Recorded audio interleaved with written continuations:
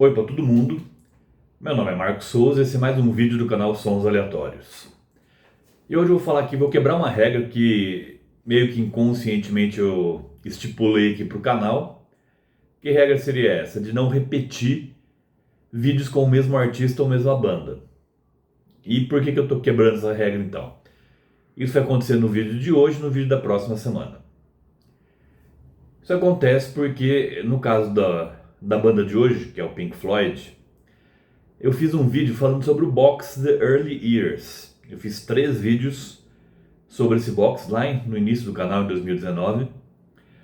Porém, eu não tive oportunidade, por causa dessa regra assim, de falar sobre um álbum de carreira, que eu sempre quis falar, da banda, do Pink Floyd. Então, quebrando essa regra aqui, hoje, mas não espero quebrar só nesse vídeo de hoje e no da próxima semana, depois volta a programação normal. Então eu vou falar de um vídeo de um álbum do Pink Floyd que nem a banda gosta, nem os integrantes da banda gostam, porém é o meu preferido. E pouca gente gosta também. Não sou o único, eu já vi defesas apaixonadas desse álbum, por exemplo, na revista Bis, na finada revista Bis, onde o meu crítico preferido da revista, que era o Arthur G. Couto Duarte, fez uma defesa apaixonada aqui desse álbum. E também nessa mesma Bis, em 93, teve um especial sobre rock progressivo e listaram aí 10 grandes álbuns do rock progressivo e representando Pink Floyd estava esse álbum aqui. Bem estranho, mas tudo isso confirmou, apenas corroborou com a grande paixão que eu tenho por esse álbum aqui, que é Uma Guma. Aqui é a capa.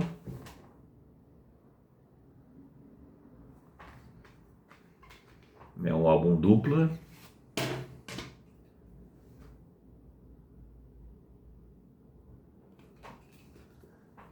É uma pena que aqui tem, mas não tá igualzinho era no vinil antigo. Era no vinil Gatefold. Eles colocaram fotos aqui que não são da época do Maguma.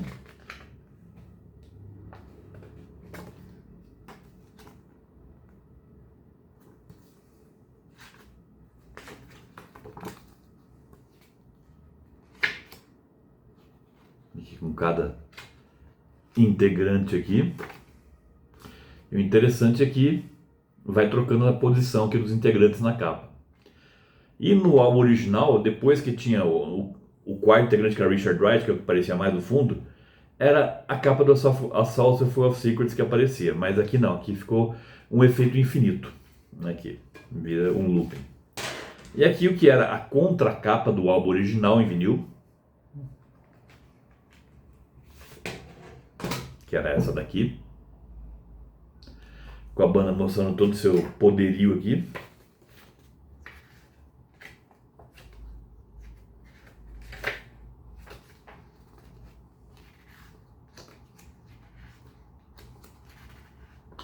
E, como eu falei aqui, são fotos bem posteriores à gravação do Maguma. Então, esse álbum que é meio que proscrito aí, mesmo entre os fãs da banda também, geralmente é tido como o pior da banda, mas pra mim é o melhor, é o meu preferido de todos. Por que eu gosto tanto assim dele?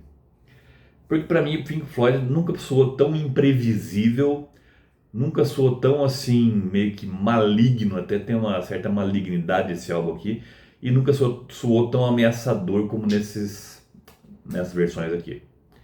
Eu até entendo porque muitas pessoas não gostam do álbum de estúdio, porque ele é bem maluco mesmo, algumas coisas que aparentemente são sem pé nem cabeça, bem que pra mim faz todo sentido, mas eu não consigo acreditar que alguém não possa gostar do álbum ao vivo, que é o primeiro CD aqui no caso. Porque temos aqui 4 canções e absolutamente todas, pelo menos na minha opinião, são superiores às originais de estúdio. Todas. Inclusive Astronomy Domain, que aparece aqui abrindo o álbum de estúdio. Uma composição ainda da época do Syd Barrett, mas para mim ela foi muito melhorada aqui. Eu sei que tem gente que, geralmente os fãs mais radicais do Syd Barrett, tem uma implicância com o David Gilmour, mas convenhamos, apesar do Syd Barrett ser um excelente compositor, um gênio na composição, e o guitarrista é interessante sim, mas como guitarrista o David Gilmour é superior, não dá para negar isso, simplesmente. E então a Astronomy Dawn para mim ganhou aqui com o David Gilmour. Ela ficou mais densa, ela ficou mais sombria. Isso para mim realçou a qualidade da composição. E depois a versão ao vivo de Careful That Axel Jean, essa aqui é a versão definitiva, sem dúvida alguma. A versão de estúdio que saiu em single e que hoje você pode escutar tanto no The Early Years, ou então na coletânea Relics, ou então na caixa The Early Years, é um pouco mais tímida. Aqui, quando eu falo que o Pink Floyd soa maligno, aqui nessa faixa soa mais maligno do que nunca. Aqui o famoso grito aqui do Roger Waters nunca foi tão aterrorizante quanto é aqui. Essa é uma faixa simplesmente extasiante, e que ela começa num tom baixo, depois chega num pico e depois vai silenciando aos poucos até sumir. Isso para mim é o álbum ao vivo perfeito. Para mim, se existe algum álbum ao vivo perfeito, é o álbum ao vivo do Uma Guma. Depois temos Set the Controls for the Heart of the Sun. Eu gosto da versão que está na Source of Full of Secrets, sim, mas aqui ela é aprimorada também, principalmente por causa do solo de órgão aqui do Richard Wright no meio da música, e também ela fica com um ar meio, para mim, me lembra assim aquelas mistérios da antiguidade, assim, uma coisa meio babilônica, meio egípcia, assim, me lembra bastante aqui essa versão aqui da canção. E por fim temos a Source Full of Secrets, que aqui ela está dividida em 4 partes, pelo menos no vinil original ela é dividida em 4 partes, que é Something Else, a primeira parte, Syncopated Pandemonium, na segunda parte, Storm Signal, a terceira parte, e Celestial Voice, a quarta e última parte. Também aqui não tenho o que falar. Aqui simplesmente também a banda atinge seu ápice no palco aqui. Eu gosto muito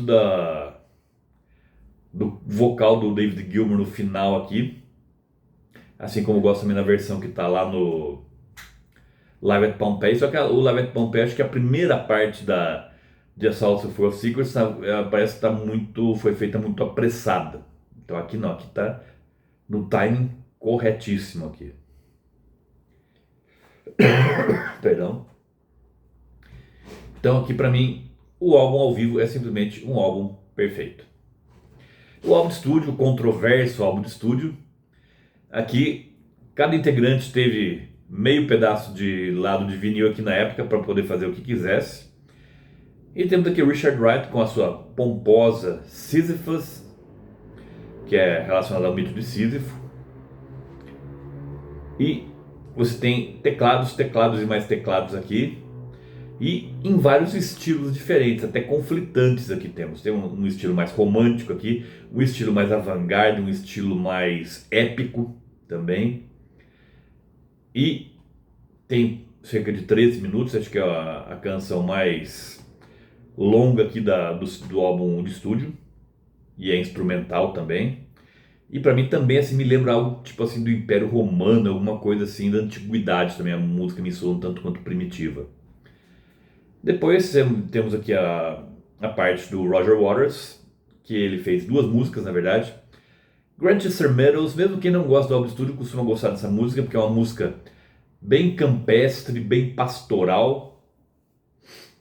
E para mim essa música também é fantástica. E essa música era cantada nos shows do Pink Floyd mesmo. Não ficou só restrita aqui ao álbum. Assim como a do David Gilmour também. A do Richard Wright quase nunca foi apresentada ao vivo. Acho que numa ocasião só. E a do Nick Mason também não. E depois o grande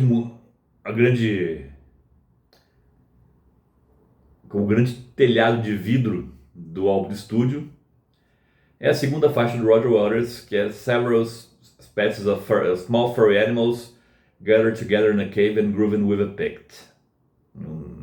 título bem nonsense também, e a faixa completamente nonsense também aqui. Você escuta barulhos de animais alterados, alguns mais graves, outros mais agudos também.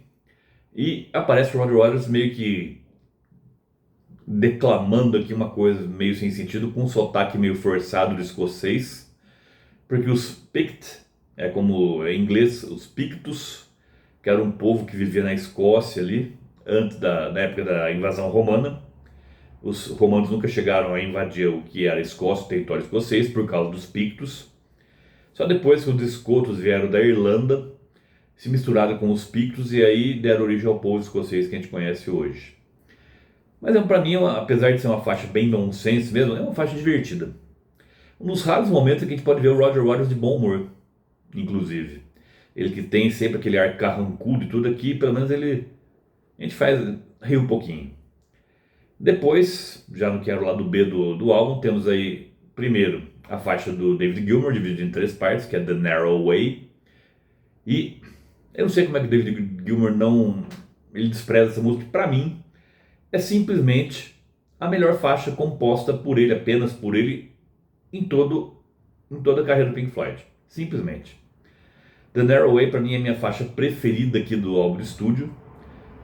Contando as 3 partes aqui, temos cerca de 12 minutos e alguma coisa.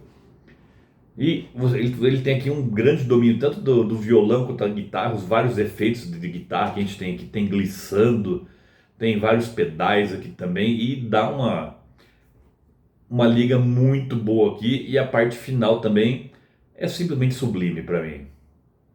Uma grande melodia, o David Gilmour sempre foi um grande melodista.